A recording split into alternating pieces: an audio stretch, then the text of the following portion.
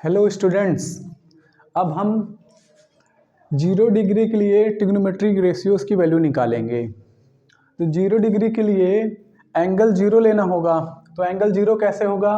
देखिए ये right angle triangle है, इसमें एंगल ये है, ये एंगल है, ये एंगल तो 0 से ज़्यादा है ना। अगर हम इसको एंगल को हमें इससे कम करना है, थोड़ा सा हम इसको ऐसे खींचेंगे तो ये एंगल थोड़ा कम हो जाएगा। ठीक, तो हम देख रहे हैं कि हम BC जो है, BC की लेंथ को घटाएंगे तभी ये एंगल कम होगा। तो BC की लेंथ और कम हो गई, ये एंगल और कम हो गया। BC की लेंथ और कम हो गई तो ये एंगल और कम हो गया। यहाँ पर BC की लेंथ को और कम कर देंगे तो ये एंगल और कम हो जाएगा। BC की लेंथ को और कम कर दे रहे हैं तो एंगल और कम हो जा रहा है। इसी तरीके से यहाँ पर BC के लेंथ को लगभग 0 कर दिया है, 0 तो नहीं किया है, मतलब अप्रॉक्सीमेटली 0 कर दिया BC के लेंथ को, तो एंगल बहुत क्लोज हो गया है 0 के। 0 तो नहीं हुआ लेकिन बहुत क्लोज हो गया है 0 के। तो यही इसी में हमें सभी ट्रिग्नोमेट्रिक रेशियोज़ की वैल्यू निकालनी है। तो इसमें एंगल अप्रॉक्सीमेटली 0 है, तो एंगल जब 0 रहेगा तब ट्रिग्नोमेट्रिक रेशियोज़ की वैल्यू कैसे निकलेंगी? तो यहाँ पर हम देख सकते हैं कि 6 ट्रिग्नोमेट्रिक रेशियोज़ होते हैं। तो पहला ट्रिग्नोमेट्रिक रेशियोज़ क्या होता है? साइन। जब यहाँ पर देखिए, जब एंगल बहुत क्लोज रहेगा 0 के, ये देखिए यहाँ पर एंगल बहुत क्लोज है 0 के, यहाँ पर एंगल बहुत क्लोज है 0 के, तब BC बहुत क्लोज है 0 के, तब BC की लेंथ बहुत छोटी हो जाएगी, BC की लेंथ बहुत कम होगी, लगभग 0 होगी। जब एंगल बहुत कम होगा तो BC की लेंथ बहुत कम हो जाएगी, मतलब जब एंगल नियरली 0 होगा तब BC की लेंथ भी नियरली 0 होगी। तो जब एंगल नियरली 0 है, वेरी क्लोज टू 0 है, तो BC की लेंथ भी बहुत क्लोज टू 0 रहेगी। तो साइन का फॉर्मूला क्या होता है? साइन होता है परपेंडिकुलर अपॉन हाइपोटेन्यूज। तो यहाँ पर साइन 0 डिग्री लगाएंगे तो परपेंडिकुलर होगा 0, BC होगा परपेंडिकुलर, और हाइपोटेन्यूज क्या होगा? हाइपोटेन्यूज होगा AC। तो यहाँ पर साइन लगाएंगे तो परपेंडिकुलर अपॉन हाइपोटेन्यूज होगा, परपेंडिकुलर है BC, परपेंडिकुलर है BC इसमें, और हाइपोटेन्यूज है AC। तो BC कितना है? BC लगभग 0 है। तो जब एंगल 0 रहेगा, एंगल यहाँ पे 0 है ना, तो BC लगभग 0 है, तो BC के प्लेस पे 0 रख देंगे, और AC को AC ले लेंगे, तो साइन 0 कितना आ जाएगा? 0 अपॉन AC मतलब 0 आ जाएगा। तो साइन 0 डिग्री आ गया है। तो यहाँ से हमने ये सीखा कि जब एंगल बहुत क्लोज रहेगा 0 के, जब एंगल बहुत क्लोज रहेगा 0 के, तब जो साइन 0 की वैल्यू होगी बहुत क्लोज रहेगी 0 के। तो यहाँ से हम ये कह सकते हैं कि जब एंगल बहुत क्लोज है 0 के, तब BC बहुत क्लोज है 0 के, इस वजह से साइन 0 की वैल्यू आ जाएगी 0। तो सिमिलरली हम कॉस की वैल्यू निकालते हैं, कॉस 0 की वैल्यू। तो कॉस 0 की वैल्यू कैसे निकालेंगे? तो देखिए यहाँ पर एंगल बहुत क्लोज है 0 के, ठीक, एंगल बहुत क्लोज है 0 के, और AC तब नियरली इक्वल टू AB हो जाएगा, AC nearly equal to AB हो जाएगा।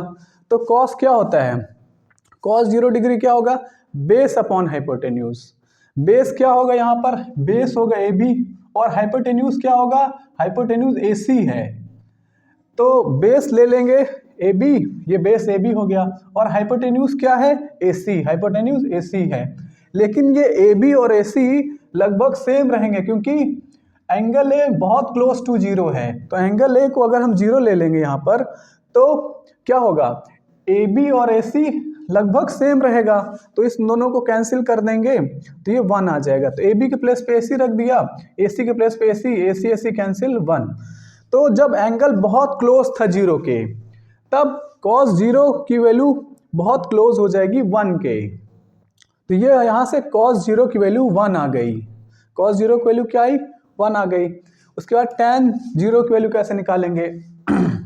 हमको पता है कि tan थीटा होता है tan थीटा होता है sin theta upon cos theta होता है। tan थीटा क्या होता है? Sine theta upon cos theta. तो यहाँ पर साइन, तो tan 0 हो जाएगा साइन 0 अपॉन कॉस 0। तो साइन 0 अभी निकाले ना, साइन 0 0 होता है, ये देखिए अभी निकाले ना, ये है साइन 0 की वैल्यू 0 है, तो यहाँ पर साइन 0 के प्लेस पे 0 रख देंगे। और कॉस 0 क्या होता है, कॉस 0 1 होता है, ये देखिए कॉस 0 1 होता है। तो tan 0 की हो जाएगी, tan 0 की वैल्यू हो जाएगी 0 अपॉन 1 मतलब 0। तो tan 0 की वैल्यू क्या आ गई, 0। या फिर एक और तरीका है tan 0 निकालने का। tan 0 यहाँ पर देखते हैं, तो tan क्या होता है, tan होता है परपेंडिकुलर अपॉन बेस होता है, परपेंडिकुलर अपॉन बेस। तो इसमें परपेंडिकुलर क्या है, परपेंडिकुलर क्या होगा, BC होगा, और बेस क्या होगा, बेस AB होगा। तो यहाँ पर एंगल 0 ले रहे हैं हम, एंगल बहुत क्लोज टू 0 ले रहे हैं, angle is very close to 0 है, तो यहाँ पर BC is very close to 0 हो जाएगा, तो ये BC 0 हो जाएगा लगभग, और ये AC वही रहेगा, तो 0 अपॉन AC क्या रहेगा, तो 0 हो जाएगा। तो यहाँ से tan 0 की वैल्यू क्या आ गई, 0। तो इस तरह भी निकाल सकते हैं। तो ये 3 ट्रिग्नोमेट्रिक रेशियोज की वैल्यू निकाल लिए हैं, बाकी 3 की भी निकाल लेते हैं। तो यहाँ पर देखिए थोड़ा समझ लीजिए, यहाँ पर एंगल A बहुत क्लोज है 0 के, और AC nearly equal to AB है, और BC बहुत क्लोज है 0 सेंटीमीटर के, BC बहुत क्लोज है 0 सेंटीमीटर के। तो इस केस में हमें निकालना था 6 ट्रिग्नोमेट्रिक रेशियोज की वैल्यू। तो 3 ट्रिग्नोमेट्रिक रेशियोज की वैल्यू निकाल चुके हैं, बाकी 3 ट्रिग्नोमेट्रिक रेशियोज की वैल्यू निकाल लें। देखिए हम निकालते हैं, अब हम निकालते हैं, यहाँ पर निकालते हैं कॉसेक 0 निकालते हैं, कॉसेक 0, कॉसेक 0।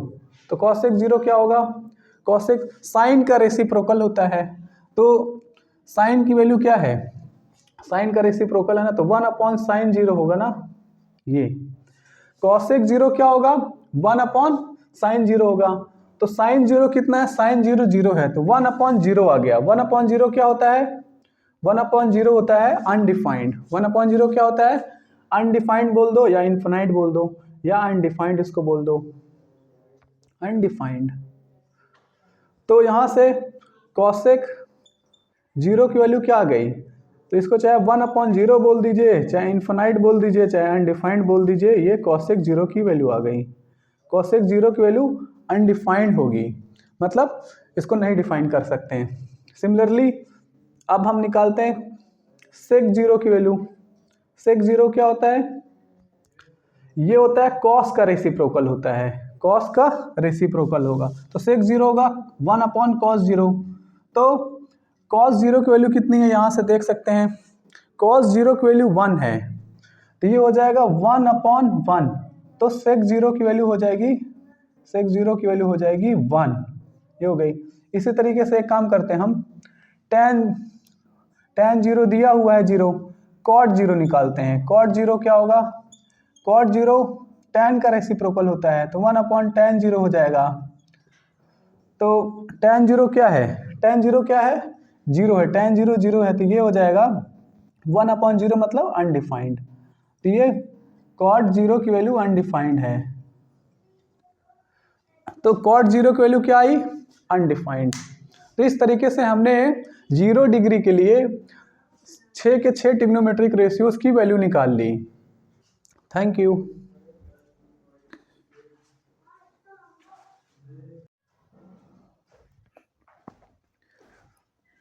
हेलो स्टूडेंट्स, अब हम निकालेंगे trigonometric ratios for 90 degree. 90 degree के लिए ट्रिग्नोमेट्रिक रेशियोज निकालेंगे। 6 ट्रिग्नोमेट्रिक रेशियोज होते हैं, तो उन सब ट्रिग्नोमेट्रिक रेशियोज की वैल्यू 90 डिग्री के लिए निकालेंगे। तो 90 डिग्री बने कैसे, राइट एंगल ट्राइंगल में, राइट एंगल ट्राइंगल में ये एंगल 90 है, इनके अलावा ये दोनों एंगल होते हैं ये 90 से कम होते हैं, मतलब एक्यूट एंगल होते हैं। तो ये एंगल को 90 कैसे बना सकते हैं, तो ये एंगल को बढ़ाना होगा। ये एंगल को बढ़ाने के लिए क्या करना होगा, इस एंगल को घटाना होगा, इस एंगल को, एंगल सी को घटाना होगा। अगर एंगल ए को बढ़ाना है, 90 तक ले जाना है, तो एंगल सी को घटाना होगा। यहाँ पर देखिए हमने एंगल ए को थोड़ा बढ़ा दिया, यहाँ पर एंगल ए जो था ना कम है, यहाँ पर थोड़ा एंगल ए ज़्यादा हो गया। एंगल ए को हमने बढ़ा दिया है, तो यहाँ पर एंगल सी देखिए घट गया। पहले एंगल सी ये पूरा था, अब एंगल सी थोड़ा घट गया है। यहाँ पर एंगल ए को थोड़ा और बढ़ा दिया तो एंगल सी और घट गया। और यहाँ पर एक चीज और नोटिस करिए, जब एंगल ए बढ़ा रहे हैं ना तो एंगल सी घट रहा है, और ये जो ए बी है ना, ये ए बी भी घट रही है, ए बी की लेंथ भी घट रही है। तो यहाँ से क्या ऑब्जर्वेशन हुआ, जब हम एंगल ए को बढ़ाएंगे तो एंगल सी घटेगा और ए बी की लेंथ भी घटेगी। ए बी बेस है, बेस की लेंथ भी घटेगी। एंगल ए को और ज़्यादा बढ़ा दिया तो एंगल सी और ज़्यादा कम हो गया और ए बी की लेंथ और ज़्यादा कम हो गई। तो यहाँ से यहाँ पर देखिए एंगल ए को और बढ़ा दिया, लगभग 90 के पास ये जा रहा है। एंगल ए को और बढ़ा दिया तो एंगल सी और घट गया और ए बी की लेंथ और घट गई। और एक बार और नोटिस करिए यहाँ पर कि जो ये ए सी है ना, ए सी, ये ए सी की जो लेंथ है ये बी सी के लेंथ के क्लोज जा रही है। AC की लेंथ यहाँ पर बहुत ज़्यादा है BC से, AC की लेंथ यहाँ पर बहुत ज़्यादा है BC से। यहाँ पर AC की लेंथ और BC की लेंथ में क्या रिलेशन है कि AC की लेंथ थोड़ा ज़्यादा है इससे, BC से, और यहाँ पर AC की लेंथ अब और BC की लेंथ, यहाँ पर AC की लेंथ अब BC की लेंथ बराबर हो रही है लगभग। यहाँ पर और ज़्यादा क्लोज जा रही है AC की लेंथ और BC की लेंथ दोनों आपस में क्लोज जा रही हैं। यहाँ पर AC की लेंथ और ज़्यादा क्लोज जा रही है BC के लेंथ के बराबर जा रही है लगभग। यहाँ पर AC की लेंथ और BC की लेंथ और बराबर जा रही है लगभग। यहाँ पर AC की लेंथ और BC की लेंथ लगभग सेम हो जा रही हैं। तो यहाँ पर AC की लेंथ और BC की लेंथ लगभग सेम हो रही है। तो यहाँ पर गौर से देखिए, यहाँ पर एंगल ए जो है, एंगल ए बढ़ रहा है, एंगल ए बढ़ रहा है, एंगल ए बढ़ते बढ़ते नियरली 90 डिग्री हो गया। एंगल ए बढ़ते बढ़ते नियरली 90 हो गया और ए बी की लेंथ घटते घटते नियरली 0 सेंटीमीटर हो गई। और यहाँ पर एंगल सी घटते घटते नियरली 0 डिग्री हो गया। तो यहाँ पर हमें ये ध्यान देना होगा कि जब एंगल ए नियरली 90 है तो जो ए सी की लेंथ है वो नियरली बी सी के लेंथ के बराबर हो जाएगा, और जो एंगल सी होगा वो नियरली 0 होगा, और ए बी की लेंथ भी नियरली 0 सेंटीमीटर होगी। ये देखिए लिखा हुआ है। यहाँ पर एंगल ए बहुत क्लोज है 90 डिग्री के, यहाँ पर एंगल ए बहुत क्लोज है 90 डिग्री के, और एंगल सी नियरली 0 डिग्री हो गया, एंगल सी नियरली 0 डिग्री हो गया है, और ए बी बहुत क्लोज हो गया 0 सेंटीमीटर के। ए बी की लेंथ बहुत क्लोज हो गई 0 सेंटीमीटर के, और ए सी की लेंथ नियरली ए बी के बराबर हो गई है। ए सी की लेंथ नियरली ए बी के बराबर हो गई। ए सी की लेंथ ये है और ए सी के लेंथ नियरली बी सी के बराबर हो गई, बी सी के बराबर हो गई। ए सी की लेंथ नियरली बी सी के बराबर हो गई है। ये हो गया। यहाँ पर हम लगाएंगे ट्रिग्नोमेट्रिक रेशियोज लगाएंगे। यहाँ पे ट्रिग्नोमेट्री लगाते हैं, चलिए लगाते हैं। यहाँ पर देखिए, यहाँ पर इस ट्रायंगल में, ये ट्रायंगल जो है बहुत पतला ट्रायंगल है, इसका जो एंगल ए है नियरली 90 डिग्री है। तो जब